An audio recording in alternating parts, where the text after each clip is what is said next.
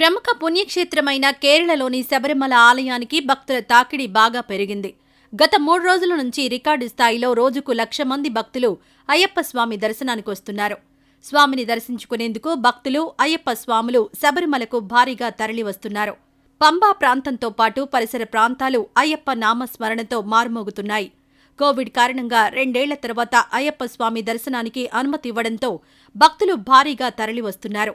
అయ్యప్ప మాలధారణ భక్తులు స్వామివారిని దర్శించుకుని మాల విరమణ చేస్తున్నారు. శబరిమల పుణ్యక్షేత్రానికి నిత్యం 1,00,000 మందికి పైగానే భక్తులు తరలివస్తున్నారు. అయ్యప్ప దర్శనానికి దాదాపు 12 గంటల పాటు క్యూలైన్లలో నిరీక్షించాల్సి వస్తోంది. శబరిమల ఆలయ ప్రాంగణం భక్తులతో, అయ్యప్ప స్వాములతో కిక్కిరిసిపోతోంది. స్వామివారి దర్శనం కోసం ఆదివారం 1,00,000 మంది రాగా, సోమవారం ఒక్కరోజే 1,19,480 మంది దర్శించుకున్నారు.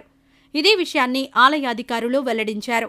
రానున్న రోజుల్లో భక్తుల సంఖ్య మరింత పెరిగే అవకాశం ఉందని అధికారులు అంచనా వేస్తున్నారు. శబరిమలలో భక్తుల తాకిడి ఒక్కసారిగా పెరిగిపోవడంతో కేరళ ముఖ్యమంత్రి పినరయి విజయన్ ఉన్నతాధికారులతో అత్యవసర సమీక్షా సమావేశం నిర్వహించారు. ఈ క్రమంలో భక్తుల రాక, దర్శన ఏర్పాట్లపై సమీక్షించారు. వాహనాల కోసం పార్కింగ్ సదుపాయం పెంచాలని అధికారులను సీఎం ఆదేశించారు. అదేవిధంగా ఎక్కువ మంది భక్తులు తరలి వస్తుండటంతో వారిని నియంత్రించడం కష్టతరంగా మారిందని గుర్తించారు. దీంతో రోజూ గరిష్టంగా 90,000 మందిని మాత్రమే దర్శనానికి అనుమతించాలని సమావేశంలో నిర్ణయించారు. అలానే ఆలయ దర్శన సమయాన్ని మరో గంట అదనంగా పెంచాలని నిర్ణయించారు. అయ్యప్ప స్వామి దర్శనానికి భారీగా భక్తులు తరలి వస్తుండటంతో దర్శన సమయంలో కూడా మార్పులు చేశారు.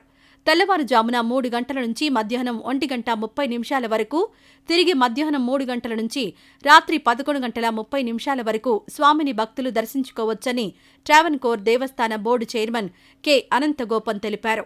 ఇదిలా ఉండగా శబరిమల దేవస్థానంలో నవంబర్ 17న ప్రారంభమైన 41 రోజుల మండల పూజ డిసెంబర్ 27న ముగియనుంది.